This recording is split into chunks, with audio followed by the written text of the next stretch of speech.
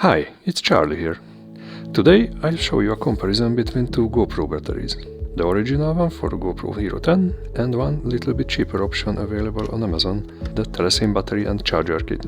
It's not a sponsored review, I bought this kit containing two batteries with my own money. Just want to show my experience with you. The Telesim charger kit comes packaged in this not too big white box. As you can see, it doesn't contain much. We have a folded user manual, one side is in English, the other side is Chinese language. Just unnecessary paper as usual. They also gave us a USB charging cable, but without a charger. One end is a USB Type A, this goes to a mobile phone charger.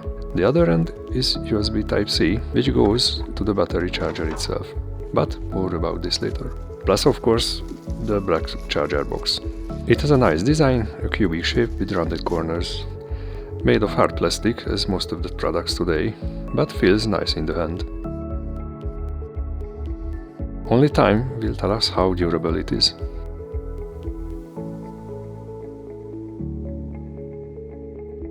The lid is magnetic. In this kit, inside we can find two additional batteries for GoPro Hero 10, which are compatible with Hero 9 also. The extra SD card is not part of the package. On Amazon, you can pick the charger itself around 26 euros, or you can choose a pack with 2 or 3 additional batteries as well. The kit containing 2 batteries costs 50 euros. The free battery options is about 65. At the moment of the recording, of course. You can find the link in the description.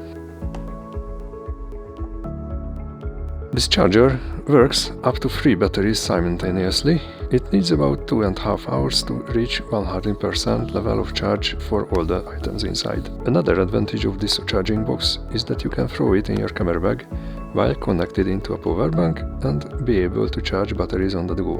Of course, not as fast as using a recommended 5V 2 and 4 amp mobile charger. The batteries snap into place, even with the lid open, the box holds them pretty good. You can even shake the box a little. With the charger lid closed, the batteries are even more secured from falling out. The USB-C connector is backlit.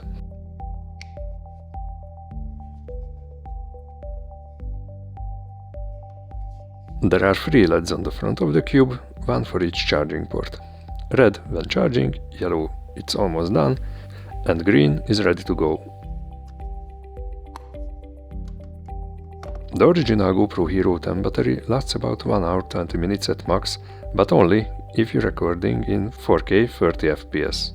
Sadly enough, in this test my camera turned off after 1 hour 7 minutes due to overheating. It's one of GoPro's shortcomings for many years. After turning the GoPro on, the battery was at 17%. For comparison, the Telesim battery discharged completely under 1 hour 8 minutes. The settings of the camera were identical for both recordings. My conclusion after multiple days of use: that the Telesim batteries are not much cheaper than the original ones. Even if they were given the same amount of recording time, the price difference is not big, so I cannot recommend buying them. However, I like the charger very much. Way better design than the original charger from GoPro. If I had to make my purchase again, I would buy only the Telesim charger and 2 additional batteries directly from GoPro.com. Of course, with GoPro's subscription instead of 20 euros, just for 16. I know it's not a big difference, but by the time you buy all the accessories you want, it can add up nicely. I hope this information was helpful for you.